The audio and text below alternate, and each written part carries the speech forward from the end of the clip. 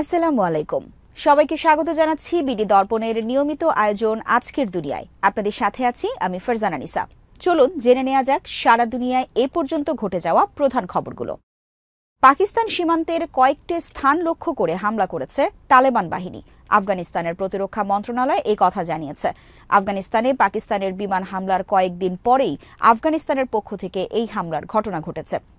আফগানিস্তানের প্রতিরক্ষা মন্ত্রণালয় অবশ্য পাকিস্তানের নাম উল্লেখ করেনি, তবে আফগানিস্তানের সমন্বিত হামলা চালানো ও সমন্বয়কারীদের বিরুদ্ধে ডুরান্ড লাইনের ওপারে বেশ কয়েকটি স্থানে হামলা চালানোর কথা উল্লেখ করেছে। এর আগে গত বুধবার আফগান কর্তৃপক্ষ সতর্ক করে বলেছিল তারা পাকিস্তানের বোমা হামলার জবাব দেবে। বার্তা সংস্থা এএফপি জানায়, আফগানিস্তানের বাহিনীর সঙ্গে সীমান্তে গুলি বিনিময়ে পাকিস্তানের আধা সামরিক বাহিনীর এক সদস্য নিহত এবং 7 জন আহত হয়েছেন। শনিবার একটি নিরাপত্তা সূত্র এই তথ্য জানিয়েছে। আফগান সংবাদ মাধ্যম তোলো নিউজ বলেছে, হামলায় 19 পাকিস্তানি সেনা নিহত হয়েছে, তবে কোনো দেশের পক্ষ থেকে খবরটি নিশ্চিত করা হয়নি। দুই দেশের কর্মকর্তারা বলেছেন, পাকিস্তানের খাইবার পাখতুনখাওয়া প্রদেশ ও আফগানিস্তানের খোস্ত প্রদেশে সীমান্তরক্ষীদের মধ্যে শুক্রবার রাতভর লড়াই হয়েছে। এ সময় বিভিন্ন স্থানে ভারী অস্ত্রশস্ত্র সহ বিক্ষিপ্ত সংঘর্ষের ঘটনা ঘটে। আফগানিস্তানের শাসক গোষ্ঠী তালেবান কর্তৃপক্ষ অভিযোগ করেছে, পাকিস্তান গত সপ্তাহে যে বিমান হামলা চালিয়েছে তাতে 46 জন নিহত হয়েছে, যার অধিকাংশই নারী ও শিশু। পাকিস্তানের একজন সিনিয়র কর্মকর্তা বলেন, সন্ত্রাসীদের গোপন আস্তানা লক্ষ্য করে ওই হামলা চালানো হয়। অবশ্য ইসলামাবাদের পক্ষ থেকে আনুষ্ঠানিকভাবে আফগানিস্তানে বিমান হামলা চালানোর বিষয়টি স্বীকার করা হয়নি। পাকিস্তান সীমান্তের একজন সিনিয়র কর্মকর্তা বলেন, একজন সেনা নিহত হওয়ার খবর পাওয়া গেছে, আরও 7 জন আহত হয়েছেন। তিনি আরও বলেন, পাকিস্তানের কুররম সীমান্ত জেলার 2টি স্থানে সংঘর্ষের ঘটনা ঘটেছে। আফগানিস্তানের প্রতিরক্ষা মন্ত্রণালয় সামাজিক যোগাযোগ মাধ্যম এক্সে জানিয়েছে, পাকিস্তানের সঙ্গে সীমান্তে কয়েকটি স্থানে লড়াই হয়েছে। এসব স্থানে সংঘটিত হামলা করা হয়েছিল, এর পাল্টা জবাব দেওয়া হয়েছে। খোস্তের এক প্রাদেশিক কর্মকর্তা বার্তা সংস্থা এএফপিকে বলেন, শনিবার ভোরে সংঘর্ষ শুরু হলে ওই এলাকা থেকে অনেক বাসিন্দা পালিয়ে যেতে বাধ্য হন। এই সংঘর্ষে আফগানিস্তানের সেনাদের কোনো হতাহতের খবর পাওয়া যায়নি। রাশিয়ার আকাশসীমা থেকে আজারবাইজানের একটি যাত্রীবাহী উড়োজাহাজ ভূপাতিত করার ঘটনায় দুঃখ প্রকাশ করেছেন রুশ প্রেসিডেন্ট ভ্লাদিমির পুতিন। এজন্য ক্ষমা চেয়েছেন তিনি। ক্রেমলিনের এক বিবৃতিতে বলা হয়েছে, ইউক্রেনের ড্রোন হামলা প্রতিহত করতে গেলে ভুলবশত যাত্রীবাহী ওই উড়োজাহাজ ভূপাতিত হয়। গত বুধবার আজারবাইজান এয়ারলাইন্সের একটি যাত্রীবাহী উড়োজাহাজ কাজাখস্তানের আক্তাউ শহরের অদূরে বিধ্বস্ত হয়ে অন্তত 38 জন আরোহী নিহত হয়েছেন। উড়োজাহাজটি আজারবাইজানের রাজধানী বাকু থেকে রাশিয়ার চেচনিয়া অঞ্চলের রাজধানী গ্রোজনি যাচ্ছিল। উড়োজাহাজটিতে যাত্রী ও ক্রু মিলিয়ে 67 জন আরোহী ছিলেন। ক্রেমলিনের বিবৃতিতে বলা হয়েছে, রাশিয়ার আকাশসীমায় দুঃখজনক এই ঘটনার জন্য ভ্লাদিমির পুতিন ক্ষমা চেয়েছেন। এই ঘটনায় নিহত ব্যক্তিদের পরিবারের প্রতি আবারও শোক ও সমবেদনা জানিয়েছেন তিনি। পাশাপাশি দুর্ঘটনায় আহত ব্যক্তিদের দ্রুত সুস্থতা কামনা করেছেন। ইউক্রেনের ড্রোন হামলা প্রতিহত করতে গিয়ে ভুলবশত যাত্রীবাহী ওই উড়োজাহাজ ভূপাতিত করা হয় বলে দাবি করেছে ক্রেমলিন। এদিকে রাশিয়ার একজন উচ্চপদস্থ কর্মকর্তা ও একজন রাশিয়াপন্থী যুদ্ধ ব্লগারকে হত্যা করতে চেয়েছিল ইউক্রেন, তবে রাশিয়া সেই চেষ্টা নস্যাৎ করে দিয়েছে। রাশিয়ার ফেডারেল সিকিউরিটি সার্ভিস এফএসবি এমন দাবি করেছে। তারা বলেছে, বহনযোগ্য মিউজিক স্পিকারের ভেতরে বোমা লুকিয়ে রেখে দুজনকে হত্যার পরিকল্পনা করেছিল ইউক্রেনের সামরিক গোয়েন্দা বাহিনী। এফএসবির দাবি, বার্তা আদান প্রদানের অ্যাপ টেলিগ্রামের মাধ্যমে একজন রুশ নাগরিক ইউক্রেনের সামরিক গোয়েন্দা সংস্থার একজন কর্মকর্তার সঙ্গে যোগাযোগ করেন। ইউক্রেনের ওই কর্মকর্তার দিক নির্দেশনার তথ্য জানতে পেরে মস্কোর একটি গোপন স্থানে অভিযান চালিয়ে একটি বোমা উদ্ধার করা হয়। বোমাটির ওজন প্রায় 1.5 কেজি। একটি বহনযোগ্য মিউজিক স্পিকারের ভেতরে সেটি লুকিয়ে রাখা হয়েছিল। তবে কোন ঊর্ধ্বতন কর্মকর্তা ও ব্লগারকে টার্গেট করা হয়েছিল, এফএসবি তাদের নাম পরিচয় প্রকাশ করেনি। ফিলিস্তিনিদের অধিকার ও ইসরায়েলি দখলদারিত্বের অবসান চেয়েছেন ইরান ও চীনের পররাষ্ট্রমন্ত্রীরা। পাশাপাশি তারা গাজায় অবিলম্বে যুদ্ধবিরতি, ইসরায়েলি সেনা প্রত্যাহার এবং মানবিক ত্রাণ সরবরাহের দাবি জানিয়েছেন। শনিবার দেয়া এক যৌথ বিবৃতিতে চীন ও ইরানের পররাষ্ট্রমন্ত্রীরা বলেছেন, ফিলিস্তিনি জনগণের অধিকার পুরোপুরি প্রতিষ্ঠিত করতে হবে। ওয়াং ই ও আব্বাস আরাকচি এদিন বিভিন্ন ইস্যুতে দীর্ঘ বৈঠক করেন। উভয় কূটনীতিক দ্রুত গাজায় একটি যুদ্ধবিরতির দাবি জানিয়েছেন। বিবৃতিতে বলা হয়েছে, ফিলিস্তিন ইস্যুর পাশাপাশি বৃহত্তর মধ্যপ্রাচ্যের সমসাময়িক পরিস্থিতি নিয়ে আলোচনা করেন দুই পররাষ্ট্রমন্ত্রী। মধ্যপ্রাচ্যকে ভূরাজনৈতিক যুদ্ধক্ষেত্র হিসেবে ব্যবহৃত হতে না দেওয়ার বিষয়ে এবং মধ্যপ্রাচ্যের দেশগুলোর ভবিষ্যৎ এখনকার মানুষকেই নির্ধারণ করতে দিতে হবে, এ ব্যাপারে তারা একমত হয়েছেন। বিবৃতিতে বলা হয়েছে, মধ্যপ্রাচ্যের দেশগুলোর ভবিষ্যৎ এখানকার মানুষকেই নির্ধারণ করতে দিতে হবে। আন্তর্জাতিক সম্প্রদায়কে অবশ্যই তাদের সার্বভৌমত্ব, নিরাপত্তা, স্থিতিশীলতা, ঐক্য ও আঞ্চলিক অখণ্ডতাকে সম্মান করতে হবে। প্যালেস্টাইন ক্রনিকলের খবরে বলা হয়েছে, দায়িত্ব গ্রহণের পর এটি ইরানি পররাষ্ট্রমন্ত্রী আব্বাস আরাকচির প্রথম চীন সফর। বৈঠকে দুই মন্ত্রী লেবানন, সিরিয়া সহ আঞ্চলিক বিভিন্ন ইস্যুতে আলোচনা করেছেন। এছাড়া ইরানের পারমাণবিক কর্মসূচি নিয়েও আলোচনা হয়েছে। চীনের পররাষ্ট্রমন্ত্রী আবারও এই ইস্যুতে কূটনৈতিক আলোচনার উপর জোর দিয়েছেন। পাশাপাশি তিনি ইরানের ওপর একতরফা নিষেধাজ্ঞা আরোপের নিন্দা জানিয়েছেন।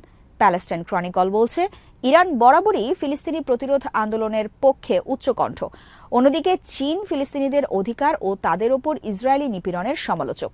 জাতিসংঘ নিরাপত্তা পরিষদ সহ আন্তর্জাতিক কমিউনিটিতে দেশটি ফিলিস্তিন ইস্যুটি নিয়ে বিভিন্ন সময় কথা বলে আসছে। গাজা উপত্যকা থেকে শনিবার ইসরায়েলের জেরুজালেম সহ একাধিক শহর লক্ষ্য করে রকেট হামলা চালিয়েছে প্রতিরোধ যোদ্ধারা। হামলার ফলে ইসরায়েলি শহরগুলোতে সতর্কতামূলক সাইরেন বেজে ওঠে এবং বাসিন্দাদের মাঝে শুরু হয় আতঙ্ক। এক বছরের বেশি সময় ধরে গাজা উপত্যকায় বর্বরতা চালাচ্ছে ইসরায়েলি দখলদার বাহিনী। পুরো গাজাকে তারা ধ্বংসস্তূপে পরিণত করেছে। তা সত্ত্বেও গাজার প্রতিরোধ সংগঠনগুলো লড়াই করে যাচ্ছে। তাদের রকেট হামলার সামর্থ্য এখনও অব্যাহত রয়েছে, যা অবাক করেছে ইসরায়েলি সেনাবাহিনীকে। ইসরায়েলের সরকারি সম্প্রচার মাধ্যম কান জানিয়েছে, উত্তর গাজার বেইত হানুন এলাকার কাছ থেকে রকেট উৎক্ষেপণ করা হয়েছে। বেইত হানুন এলাকাটিতে কয়েক সপ্তাহ ধরেই বর্বরতা চালাচ্ছে ইসরায়েলি বাহিনী। ইসরায়েলের আরেক টিভি চ্যানেল 13-এর খবরেও বেইত হানুন থেকে রকেট হামলার কথা নিশ্চিত করা হয়েছে। চ্যানেলটি স্বীকার করেছে, বেইত হানুন থেকে এই হামলা ছিল আশ্চর্যজনক, কারণ ইসরায়েলি বাহিনী দফায় দফায় বেইত হানুনে আগ্রাসন চালিয়েছে। চ্যানেল 13 আরও বলেছে, হামাসের হাতে এখনও তেল আবিব ও জেরুজালেমে হামলা করার মতো রকেট রয়েছে। ইসরায়েলি সেনাবাহিনীর দক্ষিণ কমান্ডের বরাত দিয়ে ওয়ালা নিউজ জানিয়েছে, গাজার প্রতিরোধ সংগঠনগুলোর হাতে এখনও মাঝারি পাল্লার রকেট রয়েছে। প্রতিরোধ যোদ্ধারা তাদের মিসাইল সামর্থ্য আগের অবস্থায় ফিরিয়ে নিতে কাজ করে যাচ্ছে। এদিকে গাজায় যুদ্ধবন্ধে একটি স্পষ্ট ও সমন্বিত যুদ্ধবিরতি চুক্তি নিয়ে আলোচনা করতে স্বাধীনতাকামী সংগঠন হামাসের প্রতিনিধি দলের সঙ্গে বৈঠক করেছেন কাতারের প্রধানমন্ত্রী শেখ মোহাম্মদ বিন আব্দুল রহমান বিন জসিম আল থানি। কাতারের রাজধানী দোহায় শনিবার এই বৈঠক অনুষ্ঠিত হয়। বৈঠকে হামাসের প্রতিনিধি দলের নেতৃত্ব দেন সংগঠনটির সিনিয়র নেতা খলিল আল হাইয়া। কাতারের পররাষ্ট্র মন্ত্রণালয়ের এক বিবৃতিতে একথা জানানো হয়েছে। কাতারের পররাষ্ট্রমন্ত্রীর দায়িত্বও পালন করছেন প্রধানমন্ত্রী শেখ মোহাম্মদ বিন আব্দুল রহমান। যুদ্ধবিরতি আলোচনার মধ্যস্থতা নিয়ে কয়েক মাস ধরে অচলাবস্থা চলে আসছিল। এখন মধ্যস্থতার সঙ্গে প্রকাশ্যে কাতার প্রধানমন্ত্রীর যুক্ত হওয়ার বিষয়টি আলোচনায় গতি আনতে পারে। দক্ষিণ কোরিয়ায় ভয়াবহ বিমান দুর্ঘটনায় কমপক্ষে 85 জন নিহত হয়েছেন। পূর্ব এশিয়ার এই দেশটির একটি বিমানবন্দরে অবতরণের সময় রানওয়ে থেকে ছিটকে পড়ে ওই বিমানটি বিধ্বস্ত হলে প্রাণহানির এই ঘটনা ঘটে। দুর্ঘটনা কবলিত বিমানটিতে 181 জন আরোহী ছিলেন। মৃতের সংখ্যা আরও বাড়তে পারে বলে আশঙ্কা করা হচ্ছে। আল জাজিরার প্রতিবেদনে বলা হয়েছে, দক্ষিণ কোরিয়ার মুয়ান শহরের একটি বিমানবন্দরে একটি যাত্রীবাহী বিমান রানওয়ে থেকে ছিটকে পড়েছে এবং বিধ্বস্ত হয়েছে এবং এতে কমপক্ষে 85 জন নিহত হয়েছেন বলে ইয়নহাপ নিউজ এজেন্সি জানিয়েছে। রোববার জেজু এয়ারের ওই বিমানটি মোয়ান আন্তর্জাতিক বিমানবন্দরে অবতরণের সময় দুর্ঘটনাটি ঘটে বলেও জানিয়েছে ইয়নহাপ। আল জাজিরা বলেছে, বিধ্বস্ত এই বিমানটিতে 181 জন আরোহী ছিলেন, যাদের মধ্যে 175 জন যাত্রী এবং 6 জন ফ্লাইট অ্যাটেন্ডেন্ট। থাইল্যান্ড থেকে ফেরার সময় বিমানবন্দরে অবতরণকালে দুর্ঘটনার মুখে পড়ে ফ্লাইটটি। স্থানীয় গণমাধ্যমের শেয়ার করা বেশ কিছু ছবিতে দুর্ঘটনা কবলিত বিমান থেকে ঘন কালো ধোঁয়া বের হতে দেখা গেছে। এদিকে মোয়ান শহরে বিমান দুর্ঘটনার পর দক্ষিণ কোরিয়ার ভারপ্রাপ্ত প্রেসিডেন্ট চোই সাং-মু উদ্ধার অভিযানের জন্য সর্বাত্মক প্রচেষ্টার নির্দেশ দিয়েছেন বলে ইয়োনহাপ জানিয়েছে। এই রিপোর্ট লেখা পর্যন্ত উদ্ধার অভিযান অব্যাহত রয়েছে এবং ইতোমধ্যেই দুজনকে জীবিত পাওয়া গেছে বলেও জানিয়েছে সংস্থাটি। ভারতের পশ্চিমাঞ্চলীয় রাজ্য মহারাষ্ট্রে অবৈধ অনুপ্রবেশ এবং বৈধ নথি ছাড়া বসবাসের অভিযোগে 1 ডজনেরও বেশি বাংলাদেশি নাগরিককে গ্রেফতার করা হয়েছে। মহারাষ্ট্র পুলিশের সন্ত্রাস বিরোধী স্কোয়াড রাজ্যের বিভিন্ন স্থানে অভিযান চালিয়ে এই বাংলাদেশিদের গ্রেফতার করেছে। বার্তা সংস্থা পিটিআই বলেছে, বৈধ নথিপত্র ছাড়াই ভারতে বসবাসের অভিযোগে বাংলাদেশি 7 জন পুরুষ ও 6 জন নারীকে গ্রেফতার করা হয়েছে। গোয়েন্দা তথ্যের ভিত্তিতে রাজ্যের থানে, নভি মুম্বাই এবং সোলাপুরে স্থানীয় পুলিশের সঙ্গে সমন্বয় করে অভিযান চালিয়েছে এটিএস।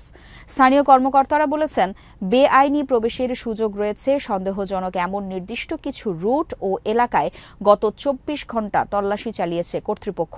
প্রাথমিক তদন্তে দেখা যায়, গ্রেফতারকৃত বাংলাদেশিরা আধার কার্ড সহ জাল নথি ব্যবহার করে ভারতে প্রবেশ করেছিলেন। মহারাষ্ট্র পুলিশের সিনিয়র এক কর্মকর্তা বলেছেন, আইনি ব্যবস্থাকে পাশ কাটিয়ে জাল নথির অপব্যবহারকারীদের বিরুদ্ধে অভিযান পরিচালনা করা হয়েছে। এই ধরনের কর্মকাণ্ড ভারতের জাতীয় নিরাপত্তার জন্য হুমকি। পুলিশ বলেছে, গ্রেফতারকৃতরা স্থানীয় বাসিন্দাদের সহায়তায় জাল পরিচয়পত্র সংগ্রহ করেছিলেন বলে পুলিশি জিজ্ঞাসাবাদে জানিয়েছেন। কর্তৃপক্ষ বর্তমানে এই জাল নথি তৈরির নেটওয়ার্কের খোঁজ করছে। থানের স্থানীয় পুলিশ এই মামলার তদন্তের দায়িত্বে রয়েছে। গত কিছুদিন ধরে ভারত বাংলাদেশ সম্পর্কে উত্তেজনা চলছে।